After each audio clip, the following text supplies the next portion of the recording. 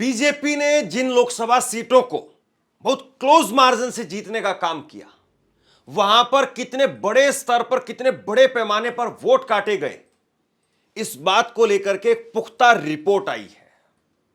और उस पुख्ता रिपोर्ट के अंदर बाकायदा आंकड़े दिए गए हैं कि जहां पर बीजेपी 2-2.5 हजार वोटों के अंतर से जीती थी, वहां पर 32,000 वोट काटे गए थे। चुनाव आयोग के नियमों का सीधे तौर पर उल्लंघन हुआ और ये कई सीटें हैं। लेकिन बड़ी बात यह है, इस देश में चुनाव आयुक्त इस वक्त में जो बैठे हुए हैं, राजीव कुमार, वो राजीव कुमार जो बेहद हल्के स्तर की शायरी करते हैं, वो ऐसे सवाल पर, चुनाव आयोग के नियमों के सवाल पर कैसे चुप्पी साध लेते हैं, या जवाब भी देते हैं तो ऐसा जवाब देते हैं कि आदमी का खुद का सिर चकरा जाए। मैं आपको 3 लोकसभा सीटों के जो आंकड़े निकल करके सामने आए हैं, न्यूज लॉन्ड्री ने एक बेहद विस्तार में खबर की है और उसमें बाकायदा सबूत के साथ में, तथ्यों के साथ में बताया है कि कैसे, कितने मार्जिन से बीजेपी जीती और उसके बाद में कितनी बड़ी संख्या में वहां पर वोट काटे गए थे। उसको डिटेल में आप समझिए। और उसके साथ साथ मैं आपको एक खबर और दिखाने वाला हूं, राजीव कुमार से ही जुड़ी हुई है। आपको याद होगा, सुप्रीम कोर्ट के एडवोकेट महमूद पराचा ने पंजाब हरियाणा हाईकोर्ट के अंदर एक याचिका लगाई थी और उस याचिका के अंदर कहा था कि हमें जो दस्तावेज अभी तक सार्वजनिक थे, वो सार्वजनिक दस्तावेज हमें दिए जाएं, वेबकास्टिंग हमें दी जाए। इस प्रकार से उन्होंने कुछ चीजें मांगने का काम किया था कि सीसीटीवी की रिकॉर्डिंग वो हमें दी जाए। इस पर राजीव कुमार ने जो जवाब दिया है, उस जवाब को आप सुनिएगा और अगर वो जवाब आपके गले उतर जाइए तो बताइए। राजीव कुमार ने इसको लेकर के क्या कहा? राजीव कुमार ने इसको लेकर के कहा है कि अगर कोई आदमी अगर पूरी सीसीटीवी फुटेज को देखने के लिए बैठेगा तो 3600 साल लग जाएंगे। कितने साल? 3600 साल। मतलब एक ऐसी उन्होंने बात कह दी जिस बात का ना सिर ना पैर। अब आदमी तो सिर पीट लेगा अपना कि भाई 3600 साल कैसे। उन्होंने क्या तर्क दिया है, मैं आपको दिखाता हूं। वो कह रहे हैं कि देश के अंदर 10.5 लाख बूथ हैं और 10.5 लाख बूथों पर अगर सुबह 7 बजे से लेकर के और शाम को 7 बजे तक का अगर आंकड़ा जुटाया जाए और उस आंकड़े को कोई आदमी अगर देखने के लिए बैठेगा तो 8-8 घंटे के हिसाब से अगर वो रोज आदमी देखता है तो उस आदमी को 1 करोड़ घंटे टोटल जो है वो समय लग जाएगा। 1 करोड़ घंटे की फुटेज देखने में और 3600 साल लगेंगे। फिर मतलब गजब की बात यह है, आप उनका तर्क सुनिए। अब किसी को देखना है, मान लीजिए मुझे अगर कोई फुटेज देखनी है तो जरूरी थोड़ी ना मैं पूरे देश की फुटेज लेकर के अपने साथ में बैठूंगा। मुझे किसी की फुटेज देखनी है तो मैं देखूंगा भाई अमरोहा के अंदर क्या हुआ था, आगरा की सीट पर क्या हुआ था, वाराणसी में क्या हुआ था, या मैं देखूंगा कि अहमदाबाद में क्या हुआ था, चांदनी चौक में क्या हुआ था। मैं ऐसे ही तो चेक करूंगा, मैं ऐसे थोड़ी ना देखूंगा कि पूरे देश में क्या हुआ था। बड़ा गजब का कुतर्क लग रहा है मुझे तो। बाकी आप देखिए।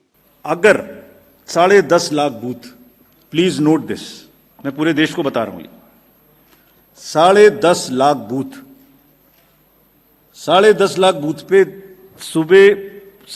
सुबह से सीसीटीवी की रिकॉर्डिंग शुरू होती है। वो हमारे इंटरनल पर्पज के लिए है, वो किसी को देने के लिए नहीं है। क्यों लेना चाहता है कोई, मैं ये भी बताता हूं आपको। 10 घंटे भी अगर मान लें हम, 7 बजे से 7 बजे तक की सीसीटीवी होती है, 12 घंटे, 10 भी मान लें, तो जरा अंदाजा लगाइए 10.5 लाख बूथ की 10 घंटे की फुटेज का मतलब हो गया 1 करोड़ घंटे। 1 करोड़ घंटे।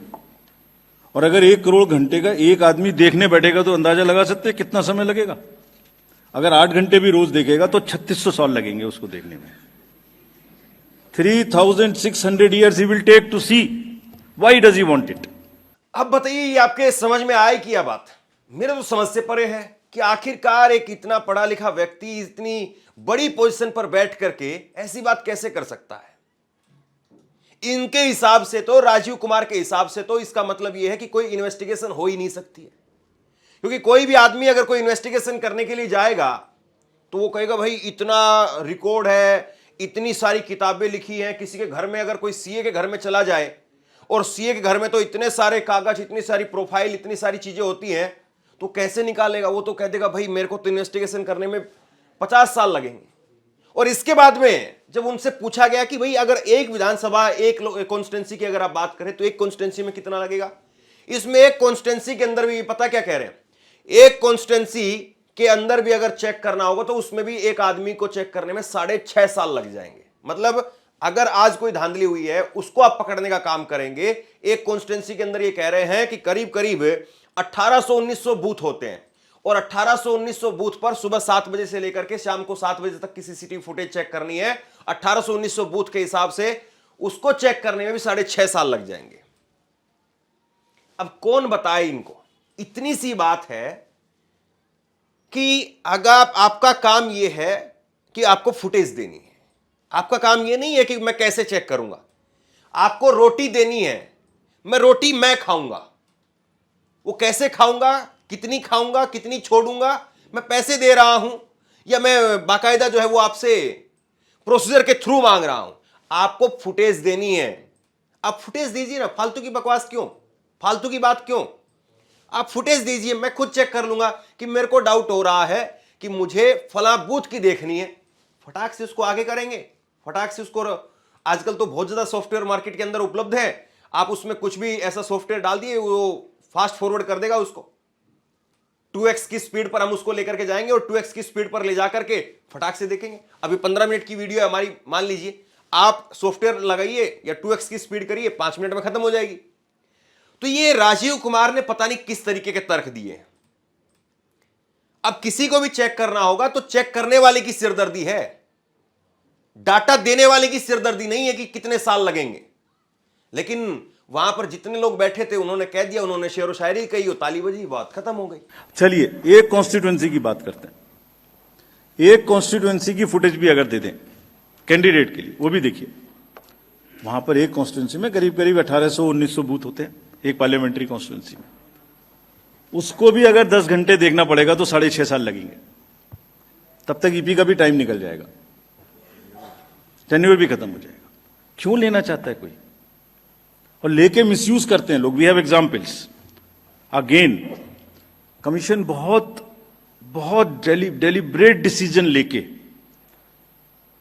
बहुत ही जिम्मेदारी के साथ आगे किसी के भी राइट को अफेक्ट नहीं करना चाहता, बिकॉज पूछने का अधिकार सबका है, मांगने का अधिकार सबका है। लेकिन मिस्चीवियस चीजों पर भी हम क्रिमिनल एक्शन ले सकते हैं, लेकिन रुक जाते हैं। अब आते हैं दूसरी बड़ी खबर पर, जो हमारी खबर का हिस्सा है।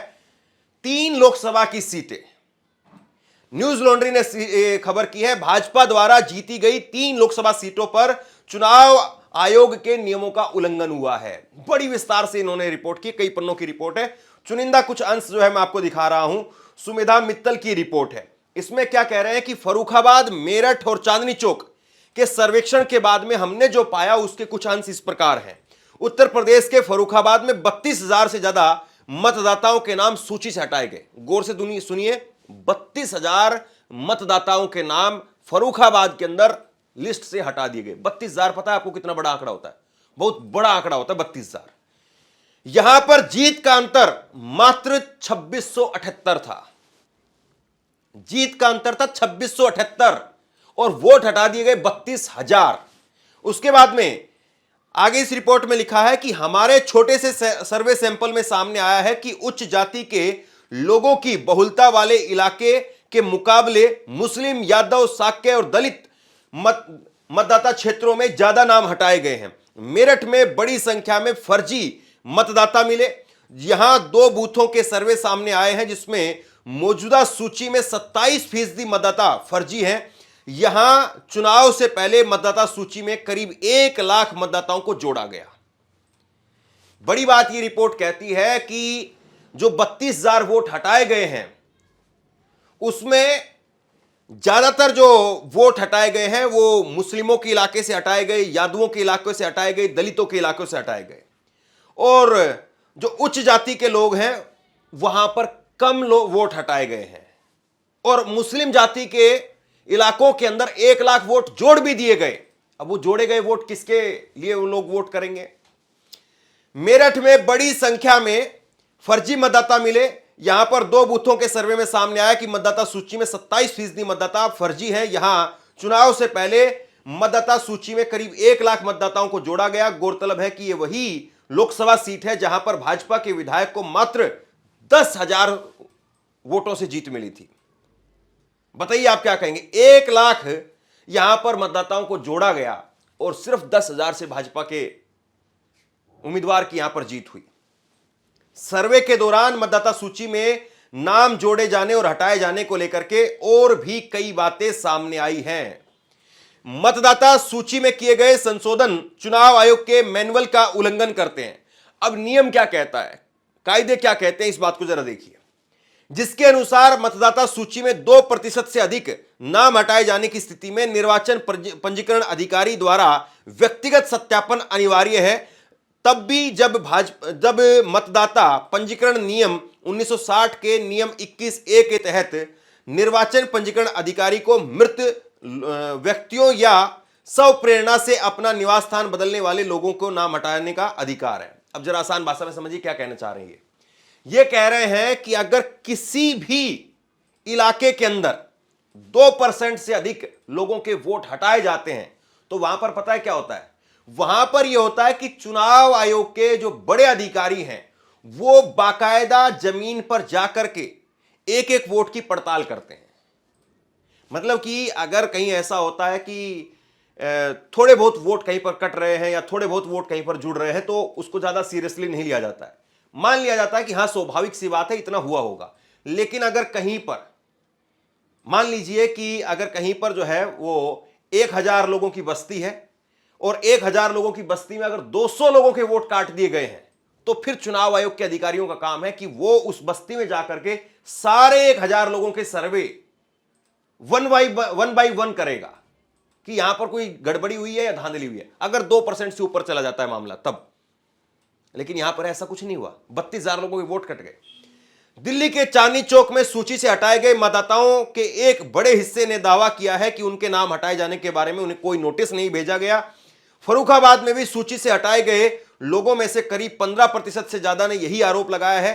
यदि यही आंकड़े पूरी लोकसभा सीट पर हम लागू करें तो गलत तरीके से हटाए गए नाम भाजपा की जीत की अंतर से 2 गुने होंगे। अब अपना सर पीट लीजिए, चाहे कुछ कर लीजिए, सरकार बनी हुई है, सरकार चल रही है।